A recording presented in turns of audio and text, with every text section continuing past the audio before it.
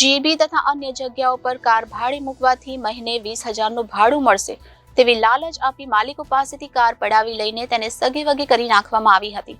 પોલીસે ભરૂચ, અંકલેશ્વર અને ઝઘડિયામાં દરોડા પાડી 4 આરોપીને ઝડપી પાડ્યા છે. તેમની પાસેથી કાર સહિતના 21 વાહન રિકવર કરવામાં આવ્યા છે. અંકલેશ્વર તથા આસપાસના ગામોમાંથી છેતરાયેલા લોકોએ થોડા દિવસ પહેલા પોલીસ સ્ટેશનમાં અરજી આપી હતી. એક કાર માલિકની ફરિયાદના આધારે દઢાલ ગામના ફૈઝાન શેખ અને જાવેદ શેખ સહિત 4 સામે ગુનો નોંધી તપાસ શરૂ કરી હતી. આ કેસમાં સલીમ મંસૂરી અને ઇસ્માઇલ મરઘીની પણ સંડોવણી બહાર આવી હતી. બી ડિવિઝન પીઆઈ ભૂતિયાના માર્ગદર્શન હેઠળ પીએસઆઈ રાઠોડ તથા તેમની ટીમે તપાસ હાથ ધરી હતી, જેમાં આરોપીઓએ કાર માલિક પાસેથી મેળવેલા વાહન ક્યાં છે તે સહિતની બાબતોને આવરી લેવામાં આવી હતી.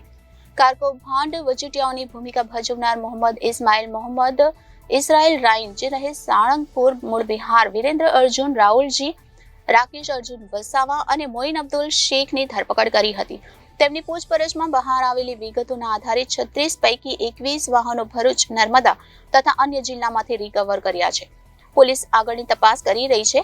જીબી તથા અન્ય કંપનીઓમાં કાર ભાડે મૂકવાના નામે કાર પડાવી લેવાના કૌભાંડમાં મુખ્ય સૂત્રધાર તરીકે પિતા પુત્ર ફૈઝાન જાવેદ હુસેન શેખ અને જાવેદ હુસેન શેખ સહિત સલીમ મંસૂરી તેમજ ઇસ્માઇલ મરઘી સામે ગુનો નોંધાવ્યો હતો, જે પૈકી ઇસ્માઇલ મરઘીની હાલ ધરપકડ કરાઈ છે, જ્યારે પિતા પુત્ર સહિતના આરોપીઓ હજી ફરાર છે. વાહનો વેચી દીધા છે તેમજ કેટલાક ગીરવે મૂક્યાનો તપાસમાં ઘટસ્ફોટ થયો છે. કાર ગુમાવનાર માલિકોની જુબાની અને ટેકનિકલ સર્વેલન્સ વડે પ્રાથમિક 4 વચેટિયાની ધરપકડ કરી હતી. પોલીસ તેમની પાસે Eicher tempo, Bolero, Eeco, Ertiga, Terrano, tractor સહિત ગાડીઓ રિકવર કરી છે. તપાસમાં ભરૂચ, અંકલેશ્વર ઉપરાંત અન્ય જિલ્લામાં ગાડી વેચી દીધી હતી કે પછી ગીરવે મૂકી હોવાનું સામે આવી રહ્યું છે. Reporter Viral Gohil, Janadesh news, Bharuch.